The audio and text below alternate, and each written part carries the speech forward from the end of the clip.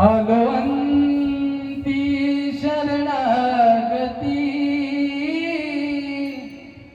आलो अंती शरणागती, विठुराया तुझ्या चरणी,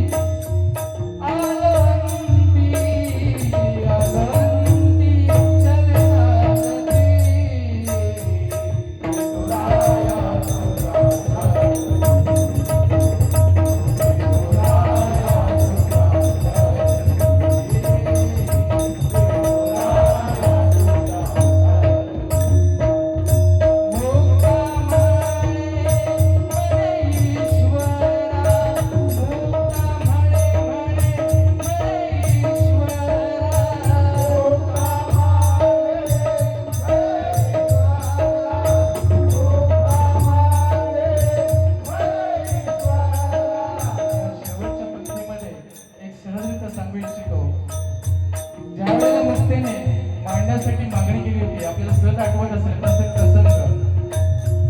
त्यावेळेला गावातील 4 लोकांनी तिला विरोध केला. बरोबर ते मांडे देण्यासाठी, त्या मांड्याचं भांड आहे ना ते देण्यासाठी एक सहजरित्या आपण घालूया. एक ते मांड किती छोटासा असं मांड आहे आणि ते दिलं सुद्धा तरी ते रस्त्यावर फोडलं.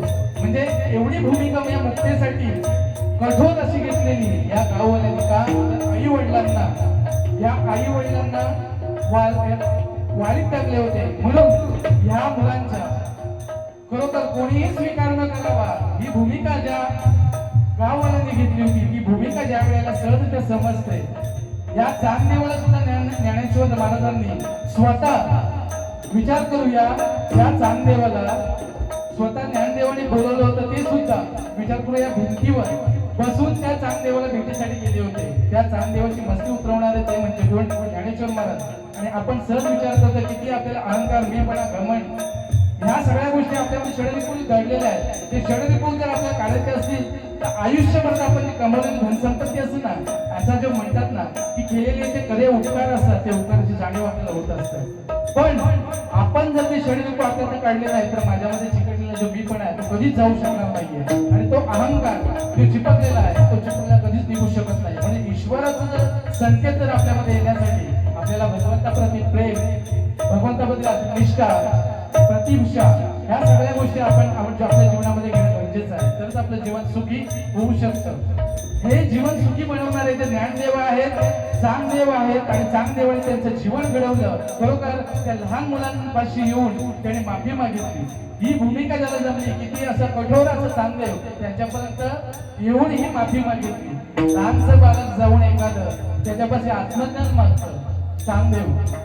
विचार करूया, यमापाशी आत्मज्ञान मागणारा असा हा नचिकेता. आज आपण या गोष्टीचा विचार करतो त्यावेळेस सहजरित्या करतो की लहान मुलांचं हे जीवन आहे किती व्यर्थ असेल. हे भगवंतासाठी व्यर्थ आहे, आपल्या चित्रात्मक कामासाठी नाहीये. म्हणून भगवंताचं प्रेम आणि निष्ठा आपल्या जीवनामध्ये यावी ही भगवंताच्या प्रार्थना करतो. या आईला तू चांगली जागा द्यावी हीच भूमिका या शेवटच्या ओळीमध्ये मी सहजरित्या मांडण्याचा प्रयत्न करतो. मुक्ता